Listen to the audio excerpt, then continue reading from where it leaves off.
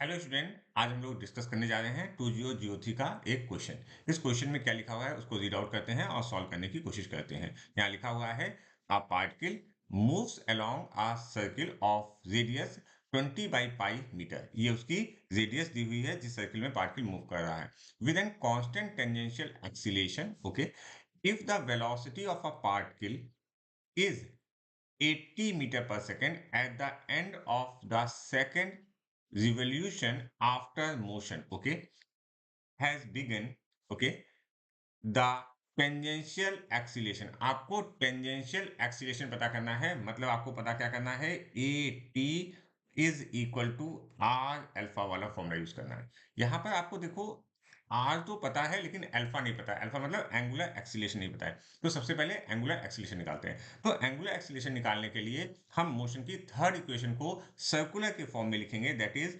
Omega square is equal to omega not square plus two alpha theta.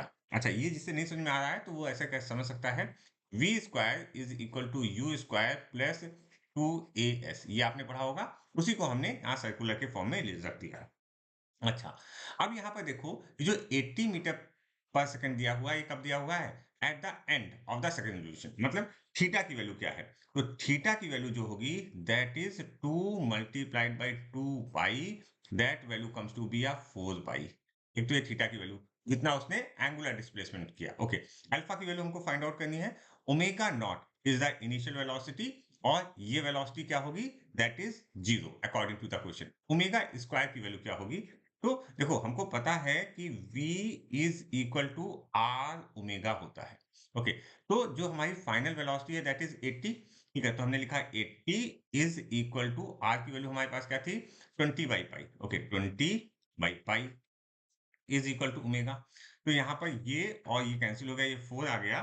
तो omega की value क्या आई, omega की value जो आई that is 4 pi. Okay, omega की वैल्यू आ गई 4 पाई। तो जल्दी से यहाँ पर रख देते हैं, that value is comes to be a 4 pi square. ठीक है, ये वैल्यू हो गई। अच्छा, और वैल्यूज रख देते हैं, और कौन कौन सी वैल्यू रखनी है, इज इक्वल टू, ये तो जीरो ही था, प्लस टू, अल्फा की वैल्यू हमको पता करनी है, और थीटा की वैल्यू क्या है, थीटा की वैल्यू है 4 पाई। ओके, अगर हम इसको कैलकुलेट करेंगे तो यहाँ ये 4 टू 8 और यहाँ पर क्या है 16 आ रहा है। ठीक है, तो यहाँ पर अल्फा की वैल्यू जो आएगी दैट इज 2 पाई जेडियन। ये रेडियन में यूनिट आएगी पर second square. Okay, radian, sorry, यहाँ पर अल्फा की वैल्यू रेडियन पर सेकंड स्क्वायर आएगी। अच्छा, अब हम देखते हैं यहाँ पर एटी की वैल्यू क्या आएगी। ओके, तो A T is equal to, मैंने क्या बोला था अभी, आर अल्फा।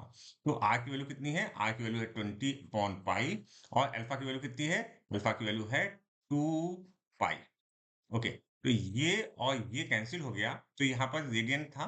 ओके, और ये मीटर में था, तो ये आया 40 मीटर पर सेकंड स्क्वायर।